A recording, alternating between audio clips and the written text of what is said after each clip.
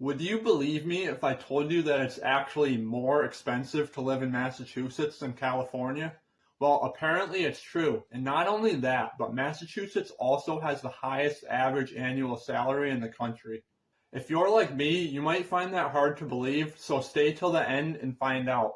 Hey, what's going on? Welcome back. I'm Sebastian Roy, a lifelong Massachusetts resident and realtor, and I focus on helping others move to or from Massachusetts. So if you or anyone you know is planning a move, please reach out to me because I would love to help.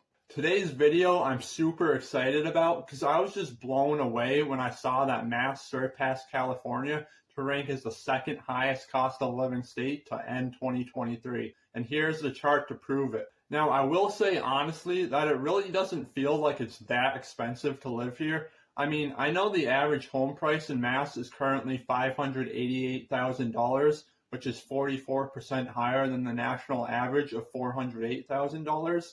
And we do have a tax on just about everything, but it's common for homes to sell over $1 million in California.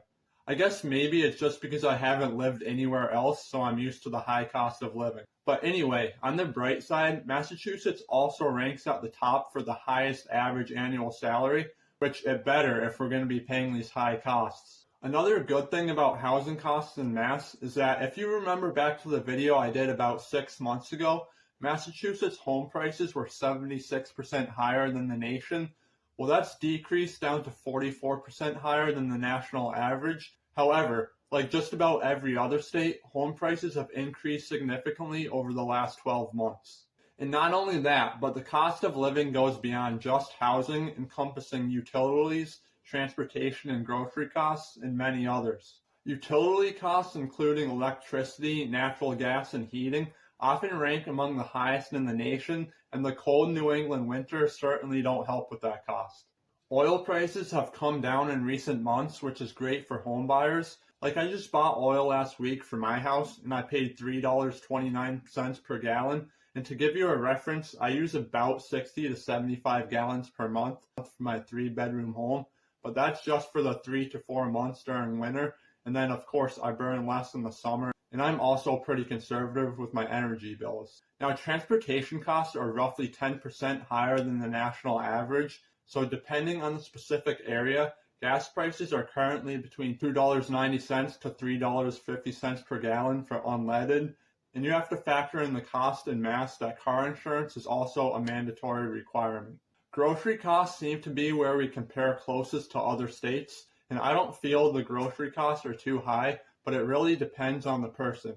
Like, I know my mom is always complaining about spending way too much on groceries, and it's a lot more than I spend. And as far as dining out goes, the average dinner here ranges between $20 to $35 per plate, and it does increase the closer you get to Boston, and it certainly varies widely depending on how frequently you eat out. Now, as far as healthcare goes, it can be somewhat complicated. On average, the state pays less for health insurance compared to other parts of the country. However, this average doesn't account for employer-based health insurance, which can potentially lead to higher premiums for some people. I can't speak from personal experience because luckily I'm on my parents' health insurance for this year, but I do hear it's quite expensive, like several $1,000s per year depending on your family size. As I mentioned earlier, taxes play a significant role in the cost of living here. Mass has a reputation for its high taxes, so much that we've gotten the name Taxachusetts. While some of our taxes are lower than other states, like property tax in certain areas, we do have a state income tax of 5% in addition to the federal income tax.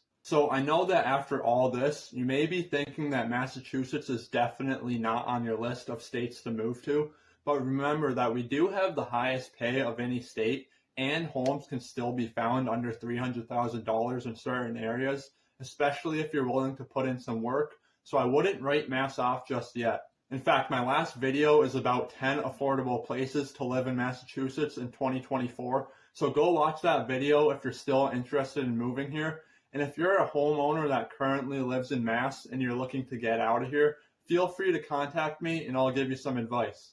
Alright, that's it for today. I hope you enjoyed this video. If so, please give it a thumbs up, hit that subscribe button, and I'll catch you on the next one.